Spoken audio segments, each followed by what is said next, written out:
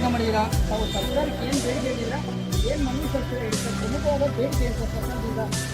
ಪ್ರಮುಖವಾದ ಬೇಡಿಕೆ ಕರ್ನಾಟಕ ರಾಜ್ಯದಲ್ಲಿ ಇವತ್ತು ಕಾಂಗ್ರೆಸ್ ಸರ್ಕಾರ ಒಂದು ನೇವಿ ಕಂಪ್ಯೂಟರ್ ಮೀಡಿಯಾ ಶುರು ಮಾಡಲಿಕ್ಕೆ ಹೊರಟಿದೆ. ಅದು ನಮ್ಮ ಸಾರ್ವಜನಿಕರಿಗೆ ತುಂಬ ತೊಂದರೆ ಆಗ್ತದೆ. ಅದರ ವಿರುದ್ಧ ನಾವು ಇವತ್ತು ಮುಂದಿನ ದಿನಗಳಲ್ಲಿ ರಾಜ್ಯಾದ್ಯಂತ ಹೋರಾಟ ಮಾಡಲಿಕ್ಕೆ ಕರ್ನಾಟಕ ರಾಜ್ಯ ರೈತ ಸಂಘ ಅಧ್ಯಕ್ಷರೇ ಆಸ್ಟ್ರೇಲಿಯನ್ ಮೇಟಿ ಅವರ ನೇತೃತ್ವದಲ್ಲಿ ಸಭೆ ಮಾಡಲಾಗಿದೆ. ಮತ್ತು ಡಿಜಿಟಲ್ ಪುಸ್ತಕಂತ ಸರ್ಕಾರ ವಿರುದ್ಧ ನಾವು ಹೋರಾಟ ಮಾಡುತ್ತಿದ್ದೇವೆ. ಇದು ಒಂದು ಅಮಾನವೀಯ ಕೆಲಸ. ಇದನ್ನು ಅತಿ ಶೀಘ್ರದಲ್ಲೇ ವಾಪಸ್ ಬರ್ತಕ್ಕಂಥ ಕೆಲಸ ಮಾಡಬೇಕು. ಮತ್ತು ಕೃಷಿ ಕಾಯ್ದೆಗಳನ್ನು ಈಗಾಗಲೇ ನರೇಂದ್ರ ಮೋದಿ ಸರ್ಕಾರ ಕೇಂದ್ರ ಸರ್ಕಾರ ವಾಪಸ್ ತಗೊಂಡಿದೆ. ಈ ಕರ್ನಾಟಕ ರಾಜ್ಯದಲ್ಲಿ ಸನ್ಮಾನ್ಯ ಮುಖ್ಯಮಂತ್ರಿ ಸಿದ್ದರಾಮಯ್ಯ ಸರ್ಕಾರ ಈ ಕೃಷಿ ಕಾಯ್ದೆಗಳನ್ನು ವಾಪಸ್ ತಗೋಬೇಕು.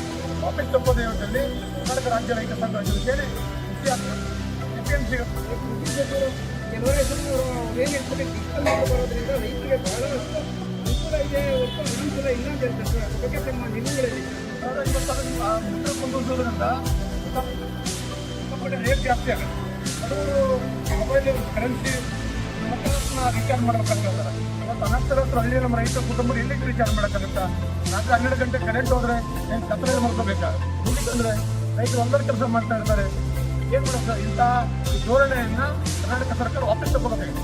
ವಾಪಸ್ ತಗೊಳ್ಳೋದ್ರೆ ಉಗ್ರವಾದ ಹೋರಾಟ ಮಾಡೋದು ನಿಜವಾಗಿ. ಇಷ್ಟು ಹೋರಾಟ ಸಭೆ ಇಟ್ಕೊಂಡಿದ್ದಾರೆ. ಈಗ ಉನ್ನತ ಮಟ್ಟದ ಅಧಿಕಾರಿಗಳಿಗಾಗಲಿ ಮತ್ತು ಇವರು ಕೃಷಿ ಸಚಿವರು ಚೆಲುವರಾಯಸ್ವಾಮಿ ಅವರಿಗಾಗಲಿ ಇಲಾಖೆ ಸಂಬಂಧಪಟ್ಟಿದ್ದ ಉನ್ನತ ಮಟ್ಟದ ಅಧಿಕಾರಿಗಳು ಏನಾದರೂ ಆ ವಿಷಯ ತಿಳಿದಿದೆಯಾ? ನಾವು ಮುಂದಿನ ದಿನಗಳಲ್ಲಿ ಈ ವಿಷಯನ ರಾಜ್ಯಾಧ್ಯಕ್ಷರ ನೇತೃತ್ವದಲ್ಲಿ ಮಾನ್ಯ ಸಿದ್ದರಾಮಯ್ಯ ಅವರ ಭೇಟಿಯಾಗಿ ಮತ್ತು ಕೃಷಿ ಸಚಿವರನ್ನು ಮತ್ತು ಕೆ.ವಿ. ಮಂತ್ರಿಗಳನ್ನ ಭೇಟಿಯಾಗಿ ಮನವಿ ಸಲ್ಲಿಸಿ ಇದರ ಬಗ್ಗೆ ಪರಿಶೀಲನೆ ಮಾಡಿ ಅಂತಕ್ಕಂಥ ಮನವಿಯನ್ನು ಇಂದು ವಾರಗಳಲ್ಲಿ ಮುಖ್ಯ ಅಧ್ಯಕ್ಷರ ನೇತೃತ್ವದಲ್ಲಿ ಏನಾದರೂ ಪರಿಶೀಲನೆ ಮಾಡಿಲ್ಲ ಅಂತಂದರೆ ಮುಂದಿನ ನಮ್ಮ ಹೋರಾಟ ತೀರ್ಮಾನವನ್ನು ನಾವು ಸರ್, ಈ ಸಭೆಗೆ ಏನಾದರೂ ಮಂತ್ರಿಗಳ ಏನಾದರೂ ಆಹ್ವಾನ ಮಾಡಿದ್ದ? ನಾವು ಆಹ್ವಾನ ಮಾಡಿಲ್ಲ. ರೈತ ಸಂಘದ ಪದಾಧಿಕಾರಿಗಳು, ತಾಲೂಕಾಧ್ಯಕ್ಷರು, ಜಿಲ್ಲಾಧ್ಯಕ್ಷರು, ರಾಜ್ಯ ಪದಾಧಿಕಾರಿಗಳ ನೇತೃತ್ವದಲ್ಲಿ ಒಂದು ಚರ್ಚೆ ಮಾಡಿದ್ದೀವಿ. ನಾವು ಮುಂದೆ ಏನು ಮಾಡಬೇಕು ಅಂತಕ್ಕಂಥದ್ದನ್ನು ಚರ್ಚೆ ಮಾಡಿದ್ವಿ. ಆ ಚರ್ಚೆಯನ್ನು ನಾವು ಮುಂದಿನ ದಿನಗಳಲ್ಲಿ ಮುಖ್ಯಮಂತ್ರಿಗಳ ಭೇಟಿಯಾಗಿ ಮನವಿ ಸಲ್ಲಿಸಿ ಸವಿಸ್ತರವಾಗಿ ರಾಜ್ಯದ ರೈತರ ಸಮಸ್ಯೆಗಳನ್ನು ಸವಿಸ್ತರವಾಗಿ ಬಿಡಿಬಿಡಿಯಾಗಿ ಹೇಳ್ತಕ್ಕಂಥ ಕೆಲಸ ಮಾಡ್ತೀವಿ. ಅವ್ರು ನಮ್ಮ ಮಾತಿಗೆ ಗೌರವ ಕೊಟ್ಟಂದ್ರೆ ಅವ್ರಿಗೆ ನಾವು ಧನ್ಯವಾದ ಹೇಳ್ತೀವಿ. ಇಲ್ಲ ಅಂದ್ರೆ ಅವರಿಗೆ ಸರ್ಕಾರಕ್ಕೆ ಹೋಗಿ ಸರ್ಕಾರದ ವಿರುದ್ಧ ಪ್ರತಿಭಟನೆ ಮಾಡ್ತೀವಿ. ಸರ್, ಈಗ ಸರ್ಕಾರದಿಂದ ಏನು ಹೇಳ್ತಾರೆ, ಮುಖ್ಯಮಂತ್ರಿಗಳಾಗಲಿ ಮತ್ತು ಉನ್ನತ ಮಟ್ಟದ ಅಧಿಕಾರಿಗಳಾಗಲಿ ಯಾವುದೇ ಜಾತಿ ಮತ ಭೇದ ಮಾಡಿದ್ದೀರಾ ರೈತರಿಗೆ, ದಲಿತರಿಗೆ ಮತ್ತು ಬಡವರಿಗೆ, ಶೋಷಿತರಿಗೆ, ದಲಿತರಿಗೆ 50,000 ಕೋಟಿ ಮೀಸಲಿಟ್ಟಿದ್ದೀರಿ. ಎಕ್ಸ್ಪೆಕ್ಟ್ ರೈತರಿಗೆ ಜಾಸ್ತಿ ಹಣ ಮೀಸಲಿಟ್ಟಿದ್ದೀರಿ ಅಂತ ಅದ್ರ ಬಗ್ಗೆ ತಾವೇನಾದರೂ ಅವಶ್ಯಕತೆ ನಮಗಿಲ್ಲ ಸರ್. ಅದರ ಅವಶ್ಯಕತೆ ನಮಗಿಲ್ಲ. ಇನ್ನು ತಮ್ಮ ಒಂದು ಓಟಿಗಾಗಿ ಅಧಿಕಾರಕ್ಕಾಗಿ ಮಾಡ್ಕೊಂಡಂಥ ಯೋಜನೆಗಳು ಇದು ಸರ್ಕಾರ ಮತ್ತು ಎಲ್ಲಿಯಾಗಿದ್ದಾವೆ? ಈ ಕೃಷಿ ಮಹಿಳೆಯರಿಗೆ 2,000 ರೂಪಾಯಿ ಆಗ್ತಾ ಇದ್ದಾರೆ. 3 ತಿಂಗಳಾಗಿ ಹಾಕಿಲ್ಲ. ಎಲ್ಲಿ ಬಂದಿದ್ದಾವೆ? ಕಾರಣಾಂತರಗಳಿಂದ ಏನೋ ಸರ್ವಾಧವನ ಏನೋ ಮಾತು ಕೊಟ್ಟಿದ್ದಾರೆ. ಪ್ರತಿ ತಿಂಗಳು 2,000 ಮಹಿಳೆಯರಿಗೆ ಅಕೌಂಟಿಗೆ ಹಾಕ್ತೀವಿ ಅಂದ್ರೆ ಮಾತು ನಡ್ಕೋಬೇಕು. ಸರ್ವರ್ ಸಮಸ್ಯೆ ಇದೆ, ನಮ್ಮ ಹತ್ರ ದುಡ್ಡಿಲ್ಲ, ಖಜಾನೆ ಖಾಲಿ ಆಗಿದೆ ಅಂತ ಹೇಳಿಕಂತ ಇಂಥ ಒಳ್ಳೆ ಸರ್ಕಾರಗಳು ಮಾಡಲಿಕ್ಕೆ ಕೆಲಸ ಮಾಡಬೇಕು. ಅದರ ಅವಶ್ಯಕತೆ ಇಲ್ಲ. ಮೊದಲು ಈ ದೇಶಕ್ಕೆ ಅನ್ನ ಆಗ್ತಕ್ಕಂಥ ರೈತನ ಕಾಳಜಿ ಮಾಡ್ತಕ್ಕಂಥ ಕೆಲಸ ಸರ್ಕಾರ ಮಾಡಬೇಕು. ಇಲ್ಲಿ ನೋಡಿ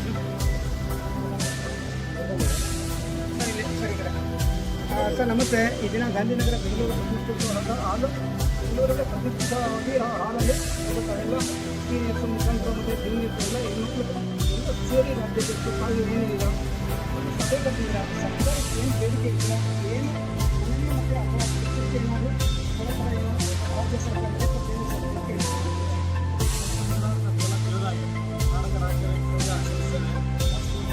ಸರ್ಕಾರಕ್ಕೆ ಜಿಲ್ಲೆಯ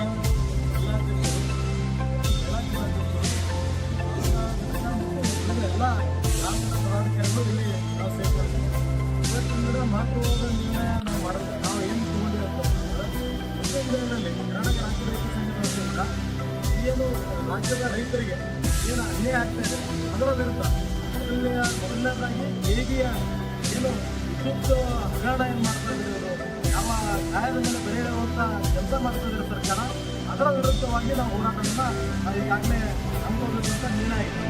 ಇನ್ನೊಂದು ಹೋರಾಟ ಏಜೆನ್ಸಿ ಕಾಯ್ದೆ ಮತ್ತು ಅನಗತ್ಯವಾಗಿ ಏಜೆನ್ಸಿ ಆವರಣದಲ್ಲಿ ನಿರ್ಮಾಣ ಮಾಡತಕ್ಕಂಥ ಮಳಿಗೆಗಳನ್ನು ಅಲ್ಲಿಂದ ಕಿತ್ತೊಗೆಯಬೇಕು ಮತ್ತು ರೈತರಿಗೆ ಅದರ ಸದುಪಯೋಗ ಪಡಿಸಬೇಕು ಅನ್ನುವಂಥ 2 ನಿರ್ಧಾರಗಳನ್ನು ಈ ಒಂದು ತಿಂಗಳಲ್ಲಿ ಮತ್ತು ಮುಂದಿನ ತಿಂಗಳಲ್ಲಿ ಹೋರಾಟಗಳನ್ನು ನಾವು ಇಟ್ಕೊಂಡಿದ್ದೀವಿ.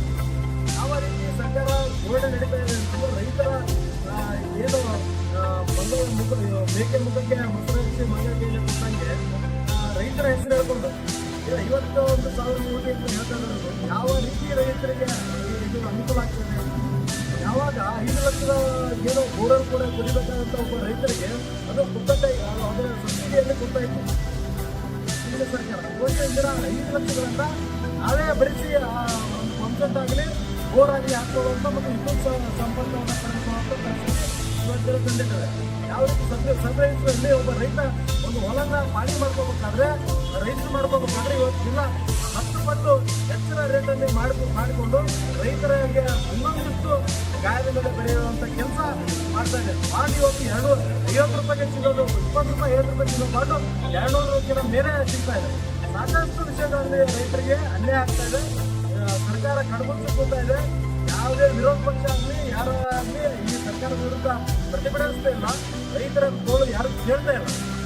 ಆದ್ದರಿಂದ ಇವತ್ತು ಪ್ರಮುಖವಾಗಿ ನಾವು ರಾಜ್ಯಾಧ್ಯಕ್ಷರು ನಾವು ಎಲ್ಲ ನಮ್ಮ ರೈತ ಸಂಘದ ಎಲ್ಲ ಪದಾಧಿಕಾರಿಗಳು ಸೇರಿಕೊಂಡು ಇವತ್ತು ಒಮ್ಮತದಲ್ಲಿ ನಿರ್ಣಯ ಮಾಡಿದ್ದೀವಿ.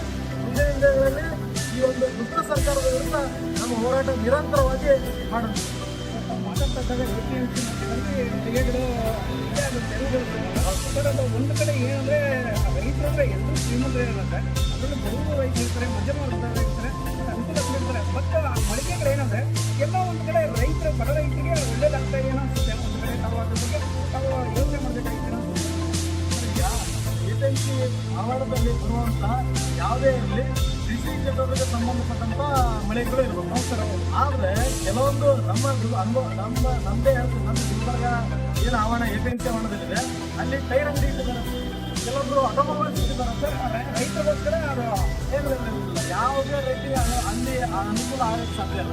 ಅಲ್ಲಿ ಮಳಿಗೆಗಳು ಕಡಿಮೆ ದರದಲ್ಲಿ ರೈತರ ಹೆಸರು ಹೇಳ್ಕೊಂಡು ಉದ್ಯೋಗದಾರರು ಬಳಸ್ಕೊಳ್ತಾ ಇದ್ದಾರೆ. ಅವ್ರು ಯಾರು ಸಾಮಾನ್ಯ ರೈತರಿಲ್ಲ. ನಾವೇನು ಮುಖಂಡರಿದ್ದೀರೋ ರಾಜ್ಯಾಧ್ಯಕ್ಷರಿದ್ದೀರೋ ನೀವೆಲ್ಲ ಸೇರಿ ಅದಕ್ಕೆ ರೈತರಿಗೋಸ್ಕರನೇ ಆ ಮಳಿಗೆ ತೆರವು ಮಾಡಿಸೋದು.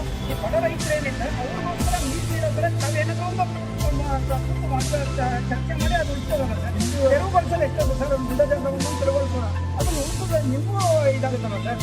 ಇಲ್ಲಿವರೆಗೂ ಏನು ಪ್ರಭಾವಿ ವ್ಯಕ್ತಿಗಳಿದ್ದಾರೆ ಆ ಪ್ರಭಾವಕ್ಕಾಗಿ ಅವರು ಪ್ರಭಾವವನ್ನು ಕುರಿತು ಅನುಸರಿಸಿ ಒಳಪಟ್ಟು ಅವ್ರಿಗೆ ಮಾಡಿಕೊಟ್ಟಿದ್ದಾರೆ. ಸರ್ ಅದೆಷ್ಟು ಪ್ರಭಾವಿ ವ್ಯಕ್ತಿಗಳಲ್ಲಿ ಸರ್ ತಾವು ಕೂತು ಚರ್ಚೆ ಮಾಡಿ ಅದು ಉಳಿಸೋದಲ್ಲ ಸರ್. ಪ್ರಭಾವಿ ವ್ಯಕ್ತಿಗಳು ಉಳಿಸಿ ಬಡ ರೈತರ ಅನುಕೂಲ ಮಾಡ್ತಾರೆ ಸರ್. ಈಗ ಅದಕ್ಕೆ ಅದು ಸಂಬಂಧಪಟ್ಟಂಗೆ ಬಹಳಷ್ಟು ಹೋರಾಟಗಳು ಆಗಿವೆ. ಆದರೂ ಅಲ್ಲಿ ಸರ್ಕಾರ ಪದಾಧಿಕಾರಿಗಳು ಏನಾದ್ರು ಅಲ್ಲಿ ಅಧಿಕಾರಿಗಳು ಏನಿದಾರ ಅದಕ್ಕೆ ತಿರುಗಿಸ್ತಾರೆ. ಯಾಕಂದ್ರೆ ಅಲ್ಲಿಂದ ಅವರಿಗೆ ಸಾಕಷ್ಟು ಆದಾಯ ಬರ್ತಾ ಇದೆ.